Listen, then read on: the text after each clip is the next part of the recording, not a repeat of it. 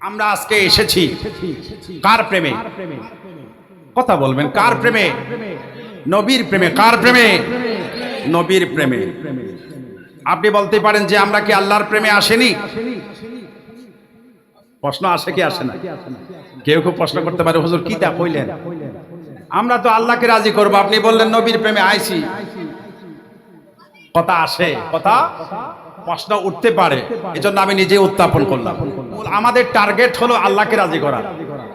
আমাদের ঈদ মিলাদুন নবী বলেন, গৌসে পাকের মাহফিল বলেন, খাজা গরিব নওয়াজের মাহফিল বলেন, নিজামউদ্দিন আউলিয়ার উরুস মুবারক বলেন, আউলিয়ায়ে গ্রামের যা কিছু আছে সব কিছুর উদ্দেশ্য একটা, আল্লাহকে রাজি করা। কথা বলেন। তো আল্লাহকে রাজি করতে গেলে আল্লাহ পাক রাজি কিভাবে হবেন ওইটার পথে আসতে হবে। আমি কি বোঝাতে পারছি? সময় সংক্ষেপ, আমার কাজ হলো বুঝিয়ে দেওয়া। আল্লাহকে রাজি করতে হলে আল্লাহ নিজে বলেন 4টা রাস্তা লাগবে। এটাও সূরা নিসার আয়াত। সূরা নিসাতে আল্লাহ বলে দিচ্ছেন, উলাইকাল্লাযিনা আনামাল্লাহু আলাইহিম মিনান নাবিয়্যিনা ওয়াস সিদ্দিকিনা ওয়াস শুহাদায়ে ওয়াস সালিহিন। আমি যাদের উপর নিয়ামত নাজিল করেছি ওই রাস্তা হলো 4টা। এই যে 4টা রাস্তার বাইরে আমি কাউকে নিয়ামত দিও নাই, ভবিষ্যতেও দেব না। কয়টা রাস্তা? কথা বলবেন, কয়টা? 4টা পথ ছাড়া আল্লাহ নিয়ামত দিবে নাইলে বুঝে আসবে না বিষয়গুলা।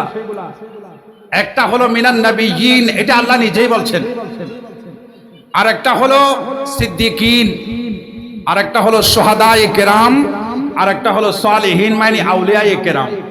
এই 4টা পথ এবং মতের উপর থাকতে পারলে আল্লাহ রাজি। সুবহানাল্লাহ বলবেন না? একটা জোরে সোরে বলেন না সুবহানাল্লাহ। তাহলে আমরা রাসূলের মিলাদ করছি কাকে রাজি করার জন্য? আল্লাহকে রাজি করার জন্য। কারণ আল্লাহ নিজেই বলে দিয়েছেন, মিনান নাবিয়্যিন ওয়াস সিদ্দিকিন ওয়াস শুহাদায়ে ওয়াস সালিহিন। এখানে আল্লাহর ওলিকেও আল্লাহ বাদ দেন নাই। এজন্য আমরা ওলিদের উরুস মুবারকও করি না? এটা আল্লাহর কোরআন মতে কাজ করি, কোরআনের বাইরে কেউ করি না। যারা এগুলা নিয়ে কথা বলে তারা কোরআনের বাইরে কথা বলে। কথা বলেন ঠিক কিনা?